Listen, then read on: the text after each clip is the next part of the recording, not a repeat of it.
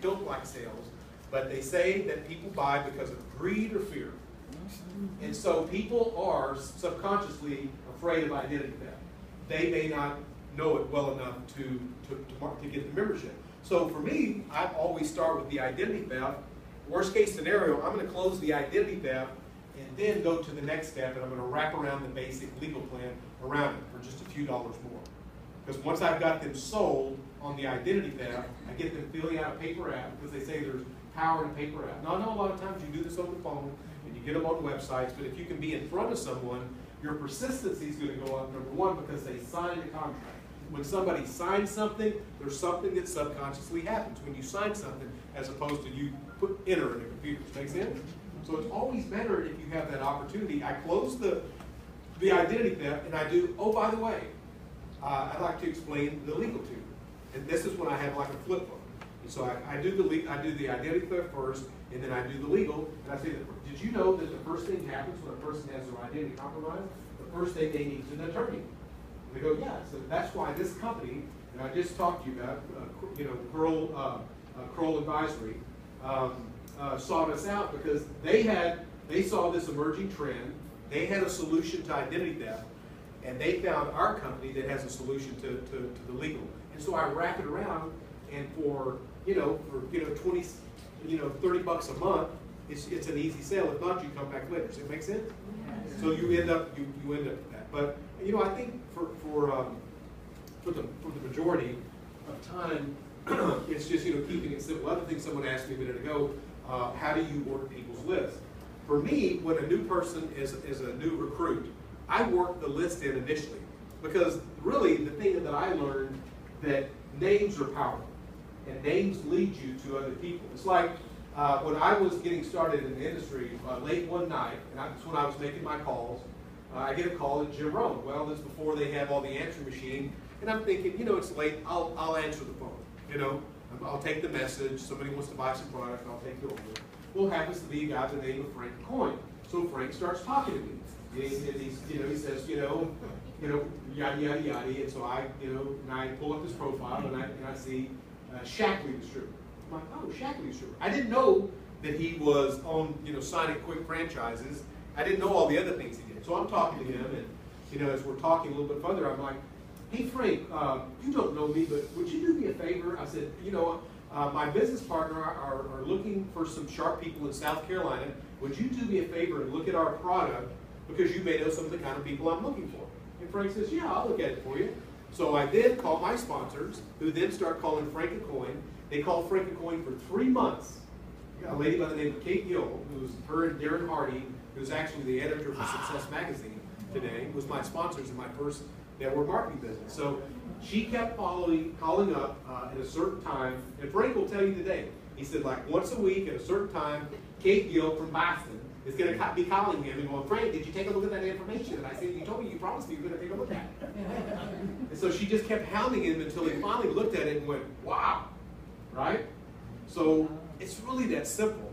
But you have to have chutzpah. You know what chutzpah is? Exactly. You just, you got to have chutzpah in pursuing your dreams and goals, because cojones.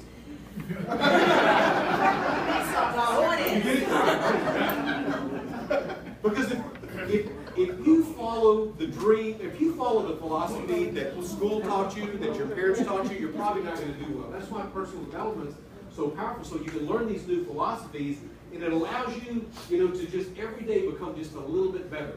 And see, it's about you. Jim Rohn, I remember him telling me this because I remember at the time I had gone to Jim, and I wanted to borrow $5,000. And I'm like, Jim, can I borrow $5,000? I really need it. I'm going through a divorce. You kind of know my story. I mean, I literally, was worth about $3 million, and I went from $3 million to a negative $800,000. So when I went to work for Jim as a telemarketer, I was upside down $800,000. And so, so he knew my story. And he said, Steve, I could write you a check right now. I could give you cash. He said, but it's kind of like, the evolution of a butterfly, coming from, from a caterpillar. If I give you that money right now, it's not going to let you feel the pain of what it feels like to not be able to pay your child support, to not be able to put gas in your car. And he said, so here's what you do. every day you get up and you give it all you got. He said, you know, we talk a lot about having a burning desire. So, you know, your burning desire is that for you to be successful again, to be a millionaire again, to gain their, so your kids respect you, you know, no matter what the ex-wife had said about you. And so, and that was, you been there? Been there, bought the t-shirt, read the book, saw the video, paid the price, lost the t-shirt. Oh, you did? Yeah. Oh, good. Well, it's nice to know. I didn't know if maybe you saw a movie or something. When you experience it's the whole, you know, you can relate to it, right? You know exactly what it's like. But what Jim told me was this. He said, you know, with a burning desire, each and every day, get out and do your deal. A good friend of mine, T.C. Cummings, I know him from San Diego. He's a Navy SEAL. And he said, and you know, because we always talk personal development, he said, Steve, the thing of being a Navy SEAL, you know, it's a select group of people that get to be a Navy SEAL, but it's very simple what we did. We would look at our plan, we would work our plan, then we'd come back, and then we would inspect our plan. So, what's your plan? How many calls are you going to make tomorrow? No, tonight. Don't wait till in the morning. Put your plan down on paper tonight. Why? Because in reality, it's already the next day, according to ancient script.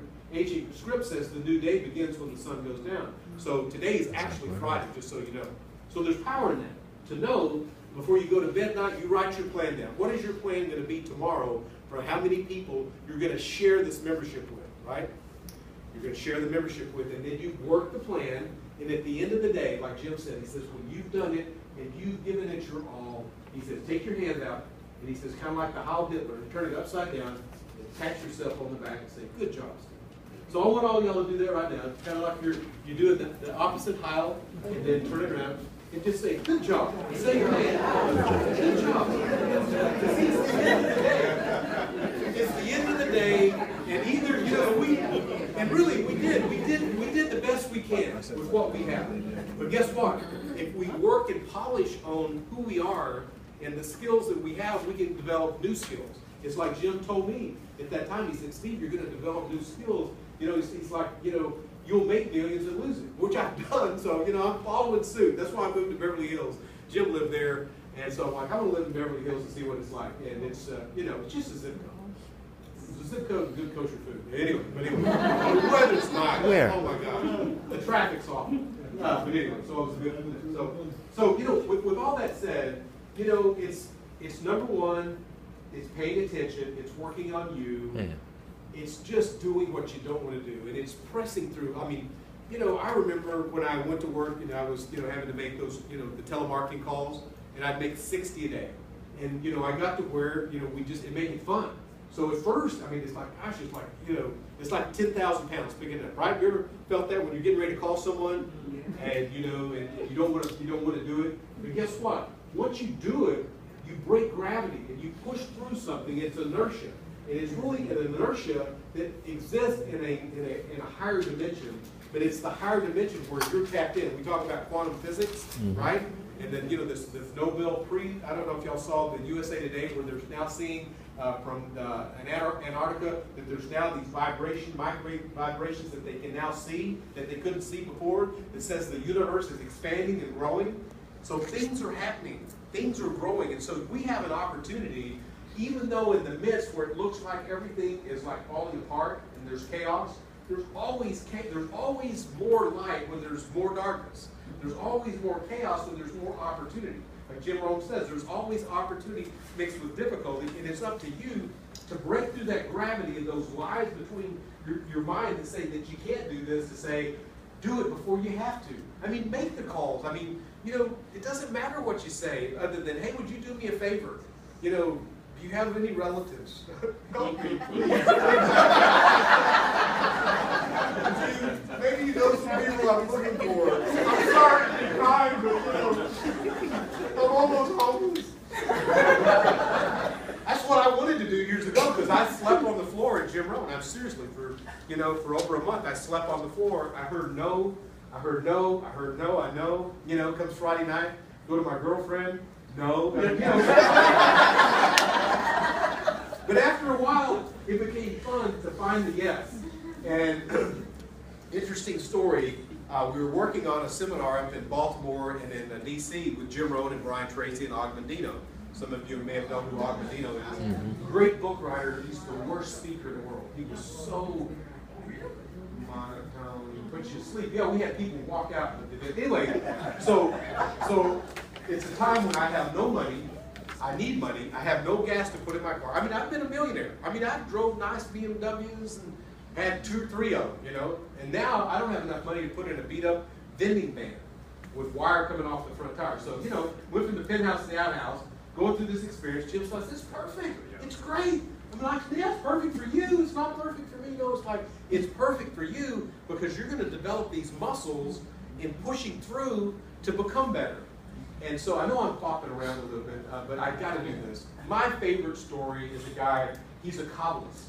And a Kabbalist are kind of the mystics, you know, from the Israelites from years past. You know, there was like, Rabbi Shimon, who was in the cave for 12 years, who wrote something called the Zohar. Anyway, the Baal Shem Tov is my favorite. They tell the story about the Baal Shem Tov, and he would always get his guys out in the morning, and they would go on a journey.